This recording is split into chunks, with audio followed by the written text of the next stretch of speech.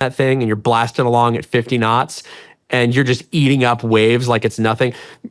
We've gone on a few really cool trips on it. There was one trip where when the hurricane was passing by California recently, there were these huge waves and swell offshore. And we said, you know what? We're just going to take it out. Like supposedly this thing could do 40 knots in sea state 4. We're going to go do it. That was the craziest shit I've ever done on a boat. It was insane. I mean, think like coming off of waves, diving down into the next wave, and the whole thing goes over the entire boat, and you shoot out the other side, and you're still going 30 knots. We also went to go see the USS Kitty Hawk, the last of the US. Very cool. The last of the United States